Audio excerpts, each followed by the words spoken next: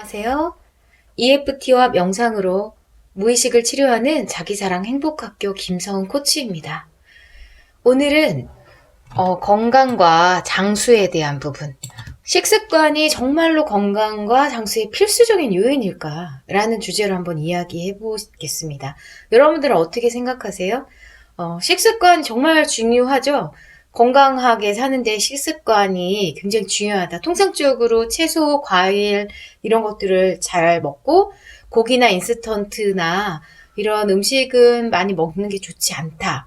그리고 건강에 굉장히 안 좋다. 짜게 먹으면 안 좋다. 맵게 먹으면 안 좋다.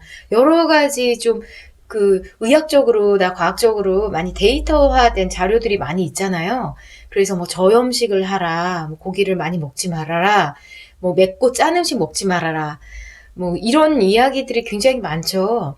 근데 이제 제가 이런 마음 공부나 마음과 몸의 관계를 공부하면서 그게 꼭 절대적인 건 아니다라는 것들을 많이 좀 느끼게 돼서 절대적인 결론은 그렇습니다. 식습관이 건강과 장수의 절대적인 요인은 아니다.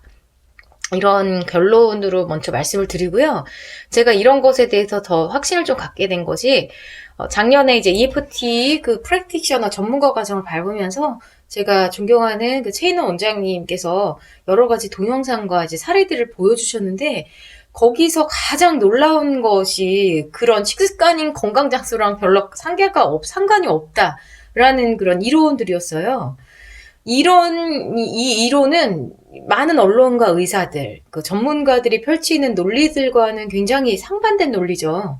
근데 그것을 입증하는 그런 다큐멘터리들을 보면서 저도 이제 수긍하지 않을 수가 없었거든요. 제가 첫 번째로 본 동영상 중에서 제가 링크를 달아드릴 텐데, 그 미국에 111세까지 사시다가 그 장수하다 돌아가신 그 오버튼 할아버지, 의 그 동영상을 보면서 더 이렇게 많이 느꼈습니다. 이 할아버지는요, 그 식습관과 생활 방식이 우리가 보통 장수하고 건강한 노인들과는 완전 정반대였어요. 이분이 이제 흑인 분이신데, 그 소위 어떤 건강한 채식 위주의 식단 교육을 어릴 적부터 배워보질 못한 거예요. 그 미국에서도 뭐 채식을 하고 건강한 음식을 먹고 운동을 하고 그런 건강 교육을 받은 건 미국의 백인들 그리고 중산층 이상의 좀 고학력자들이 그렇게 하지. 이분들은 또 오버튼 할아버지는 흑인이고 되게 옛날 분이시기 때문에 어릴 때 그런 교육을 전혀 받지를 못하신 거죠. 근데 이분의 집에 보면은 그 음식은 다 그 시레이션이라고 그러죠. 통조림이에요. 항상 통조림 음식을 드시더라고요. 그 더 충격적이었던 것이 이제 매일 시가를 하루에 12개씩 피우시고요.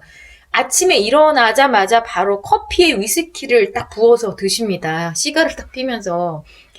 이 굉장히 나쁜 습관이잖아요. 아침에 일어나자마자 제가 안 펴봤지만 담배보다도 더 굉장히 독하다고 제가 들었거든요.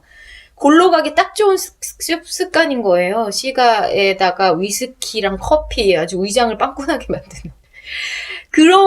이걸로 평생 이 습관을 하시는데도 불구하고 돌아가시 직전까지도 지팡이도 없이 혼자 돌아다니시고요.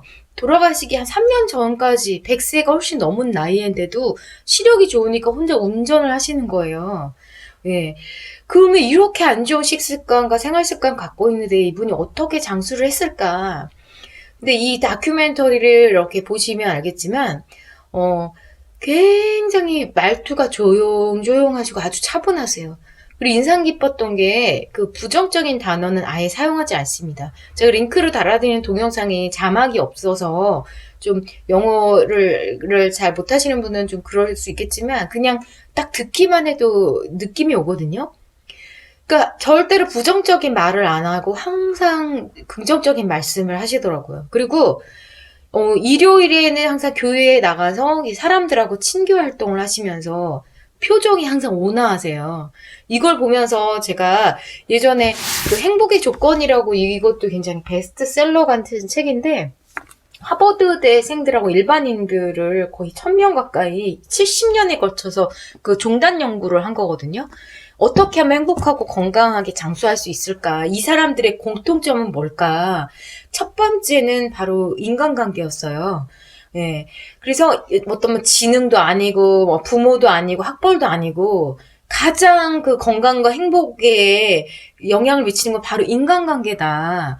그래서 부부관계가 굉장히 좋으신 분들은 아주 뭐 베스트고, 먼저 배우자가 돌아가신 분들이라고 할지라도 그 커뮤니티에서 교회에서 봉사활동 하신다든지 아니면 지역에서 뭐 여러 가지 사람들과 아주 인간관계를 원활하게 하시는 분들은 굉장히 건강하고 행복하시다는 거죠. 그래서 요보튼 할아버지 다큐를 보면서도 인간관계 그리고 항상 그 긍정적인 말투 이게 굉장히 중요하구나라는 것을 제가 느낄 수 있었어요. 그리고 제가 국내 사례로는 그 안성탕면 할배라고 여러분들 아실 거예요. 이분이 48년째 안성탕면으로만 새끼를 해결하시는 그 박병구 할아버지거든요. 이 박병구 할아버지가 그 밥을 먹으면 소화를 못 시키고 계속 개원해가지고 병원에서 이제 식도를 째고 다 긁어내야 할 정도였었다고 해요. 근데 어느 날 안성탕면을 딱 드시고 막 너무너무 속이 편하고 소화가 잘 돼서 48년째 하루 3끼를 안성탕면으로 해결하고 계시다는 거예요. 근데 현재 나이가 지금 92세인가 3세 정도 되신 것 같은데 농사일도 하시고 주변 친구들 다 돌아가셨는데 그렇게 사시는 거예요. 근데 이 뭐 동영상에서 의사분들이 나와서 왜 안성탕면만 라면만 먹는데 이분이 건강할까? 그러니까 뭐 안성탕면 스프가 뭐 된장 성분이라 콩 성분이라 위에 좋을 거다 이렇게 하는데 저는 솔직히 그렇게 생각하진 않고요. 이분이 어느 날 먹다 보니까 이분 몸에 굉장히 잘 맞고 소화가 잘 되니까 이 할아버지 머릿속에 야 안성탕면은 나는 소화시킬 수 있어. 이 음식은 나에게 생명과도 같아라고 강력한 신념화가 되신 게 아닌가. 예.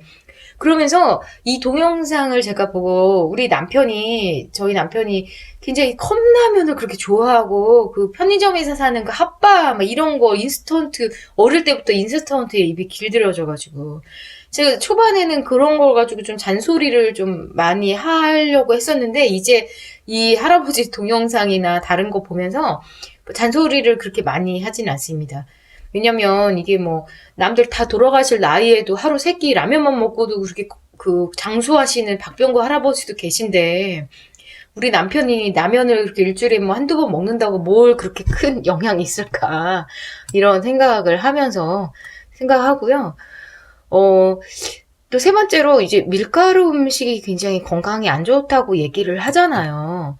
밀가루 똥배라는 제가 책을 읽고 예전에 굉장히 감화를 받아서 밀가루 음식을 완전 끊은 적이 있어요. 왜냐하면 제가 그 우울증을 30년 이상을 앓다 보니까 이게 식습관과 연관이 많다. 뭐 이렇게 밀가루를 먹으면은 장에 트러블이 일어나고 장이 안 좋으면 장에서 면역세포 세로토닌 같은 것들이 잘 안 나오고 이래서 이제 밀가루가 상당히 안 좋다. 그래서 제가 100일을 작정하고 밀가루 음식을 끊어 본 적이 있는데 얼마 못 가 제가 중단했어요. 왜냐면 이 밀가루 음식을 못 먹으니까 그 스트레스가 엄청나게 심하고 그 결핍감을 다른 음식물로 대체하면서 살이 막 더 찌면서 더 스트레스를 받더라고요. 그래서 이 밀가루 똥배라는 책에서 나오는 게 요즘에 나오는 밀가루 음식들은 다 유전자 변이가 됐고 그 잡종식물로 만든 것들이어서 또 밀가루 자체가 굉장히 강한 중독성을 갖고 있다. 그리고 이 밀가루 안에 있는 글루텐 성분 등이 내장 염증과 복부 경련, 뭐 설사, 알레르기, 뭐 과민성 쇼크, 우울증들의 원인이 된다고 얘기를 하니까 저는 당장 끊어야 되겠다 해서 했는데 이 책에서 이야기하는 내용들이 과학적인 근거가 있다는 것도 저도 인정을 합니다. 그런데 제가 경험한 그 결론은 극단적으로 특정 음식을 끊는 것은 이제 득보다는 실이 훨씬 더 많다. 예, 물론 밀가루 예민하신 분들이나 글루텐에 대한 그 알레르기가 있는 분들은 끊어야겠죠. 근데 일반인들은 그렇게 극단적으로 할 필요가 없다. 예. 거듭 제가 말씀드리지만, 안성탕면 그 할아버지처럼 이렇게 유전자 조직 변이가 그 책에서 얘기하는 엄청난 그 밀가루 덩어리인 라면을 그렇게 50년째 먹고 있어도 그게 인생 최고의 건강식 음식이라고 말씀을 하시니까 그건 사람마다 다를 수 있다. 그런 것들이죠. 네. 그리고 또 하나 제가 이제 이런 이론에 더 신뢰가 간 것은 주변에나 보면 최고로 건강해진 음식을 먹어도 늘 아프고 골골거리시는 분들이 있다는 거예요. 예를 들어 뭐 생명활동을 하시면다고 하면서 유기농 음식만 먹고 고기 절대 안 먹고 뭐 채소 그것도 굉장히 무동량 음식만 먹는다든지 매 끼니 굉장히 그 컬러푸드에서 야채, 채소, 과일 막 이런 거 잘 챙겨 먹고 이런 분들 중인데 또 항상 뭐 그 지병에 시달리거나 항상 감기에 걸리시거나 막 몸이 아프시거나 이런 분들이 제 주변에도 몇 분 있단 말이에요. 근데 제가 그런 분들을 보면서 어떤 느낌이 딱 드냐면 마음속에 어떤 그 무의식의 꼬리표가 있어요. 예를 들어 나는 당뇨병 환자야. 나는 고혈압 환자야. 나는 심장병 환자야. 어떤 뭐뭐뭐 환자야. 또는 나는 어릴 때부터 몸이 약해. 나는 조금만 추우면 감기에 걸려. 라는 굉장히 강력한 신념이 있더라고요. 그래서 이런 그 부정적인 신념이 뿌리 깊게 새겨져 있다 보니까 어떤 음식을 뭐 나는 뭐 당뇨병 환자니까 이거 케이크 하나 먹으면 혈당이 확 올라가서 나는 안 돼. 라든지 나는 고혈압 환자니까 짠 거 먹으면 혈압이 확 올라가서 안 돼. 이런 어떤 강력한 신념이 있고다 보니까 아무리 몸에 좋은 음식을 먹어도 조금만 잘못된 음식을 먹거나 자기가 취약하다고 하는 환경에 노출이 되면 그 병에 그대로 걸려버리는 거예요. 그래서 이런 부정적인 어떤 신념들을 지워낸다면 굳이 좋은 음식들 열심히 챙겨 먹지 않아도 훨씬 더 건강하게 살 수 있지 않을까 이런 생각이 듭니다. 그리고 맵고 짠 음식은 굉장히 뭐 건강에 과연 안 좋을까? 네. 어떤 뭐 그 마음 공부 다루시는 유튜버 분이 그 뭐 맵고 짠 음식을 먹으면 안 좋다. 정신 건강에도 안 좋고 마음 공부에도 안 좋다. 뭐 저도 일견 뭐 공감하는 부분이 있어요. 왜냐하면 막 맵고 짠 음식을 먹으면 이게 굉장히 에너지 부스터 역할을 하기 때문에 사람을 굉장히 열정적이게 만들고 하지만 어떤 욕망이나 욕정 같은 것들을 좀 부추기는 역할도 하니까 그 스님들이나 수행하시는 분들은 그 오신채라고 해서 그런 것들을 안 먹잖아요. 파, 마늘 뭐 이런 거. 네, 그렇게도 하지만 이 뭐 유튜브 분이 얘기하신 논리가 왜 매운 음식을 먹으면 안 되냐. 근데 이게 우리 위장 점막도 피부인데 만약에 얼굴 피부에다가 막 고춧가루를 잔뜩 부으면 얼굴이 어떻게 될까 생각해봐라. 그 위장 점막도 분명히 피부의 일부이기 때문에 분명히 상처가 나고 피부들이 다 뒤집어질 거다 이렇게 했는데 이거는 제가 보기에는 굉장히 좀 근시안적인 어떤 시각이 아닌가. 예, 왜냐면 우리 몸은 환경에 따라서 굉장히 놀랍게 적응하는 그 자연 치유력과 생존력이 있거든요. 위장에는 강력한 그 위산이 있고 독성 물질이 들어와도 어느 정도는 해독할 수 있는 그런 기능이 있습니다. 그리고 이게 매운 음식이 이게 폐를 굉장히 튼튼하게 해주고 그다음에 에너지를 되게 상승시켜주고요. 그 항상 질질 짜고 울고 막 슬퍼하시는 분들 볼 때 이게 매운 음식을 확 먹어주면 슬픔이 일순간에 확 사라지는 그런 경우들도 있거든요. 왜 폐가 튼튼해지면서 폐는 슬픔을 담고 있는 장기이기 때문에 음식으로도 우리 감정을 조절할 수가 있다는 거죠. 그리고 또 짜게 먹지 말라. 이것도 굉장히 어폐가 있습니다. 고혈압과 성인병의 원인이 이제 소금이니까 짜게 먹는 거니까 저염식을 하라고 권장하는 그 의사들의 이야기를 들으면 저는 야 진짜 좀 무식하다는 생각이 좀 들기도 해요. 뭐 여러 가지 논리는 다르니까. 근데 이제 우리나라 소금이 세계 최고의 질을 자랑한다고 하는데 그냥 정제 소금이 아니라 우리나라 그 천일염을 먹으면 우리 몸을 해독시키고 굉장히 피부를 탱탱하게 하고 소염작용을 훌륭히 해낸다고 하거든요. 실제로 바닷물이 썩지 않는 이유는 소금 때문이잖아요. 그 농도가 일정하게 유지가 되고 있기 때문에. 그래서 저는 오히려 일부러 좀 짜게 먹는 편이에요. 그래서 소금하고 고혈압은 전혀 관계가 없다는 어떤 이론에 저는 경험을 통해서 그것을 신뢰하는 편이고요. 유일하게 암에 걸리지 않는 장기가 심장이라고 하잖아요. 그래서 옛날에는 심장을 염통이라고 했는데 이 염통은 즉 소금을 담은 통이란 뜻이어서 그래서 소금이 염도가 있기 때문에 심장은 절대로 암에 걸리지 않는다. 그리고 아기가 자라는 엄마 뱃속도 바닷물과 같이 그런 소금물이잖아요. 염도가. 그래서 아기를 안전하게 지켜주고 소금물이 아니면 이제 아기는 안전하게 자랄 수가 없겠죠. 자, 그래서 결론입니다. 이 건강과 장수가 식습관과 반드시 연관이 되어 있진 않다. 그 일부의 어떤 요소일 뿐이다. 결국 내가 먹고 싶은 음식을 즐겁고 감사한 마음으로 먹으면 다 보약이 된다는 겁니다. 그래서 어떤 음식을 먹을까, 먹으면 안 된다 이런 어떤 고정관념보다는 늘 감사하고 평온하고 긍정적인 마음가짐을 갖는 것이 몇백 배 더 중요하다는 거예요. 예.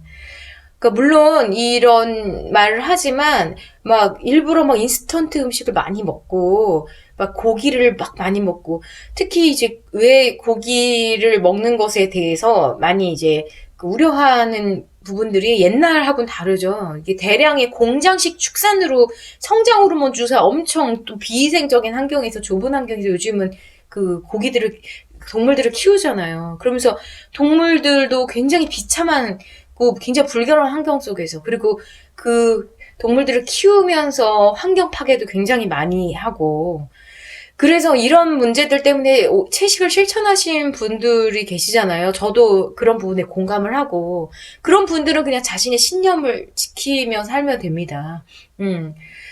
그래서 저도 이제 육식을 가급적이면 안 하고 그 냄새가 좀 역해서 안 하려고 하고요. 그래서 뭐 일부러 안 좋은 음식을 억지로 먹을 필요는 없지만 뭐 가끔씩 안 좋은 우리가 통상 안 좋다고 얘기하는 인스턴트 육식 뭐 여러 가지 맵고 짠 음식을 먹었다고 해서 그것에 대해서 죄책감을 느끼거나 이러다 암 걸리면 어떡하나 나 건강이 안 좋으면 어떡하나 이렇게 걱정하실 필요가 없다는 거죠. 네.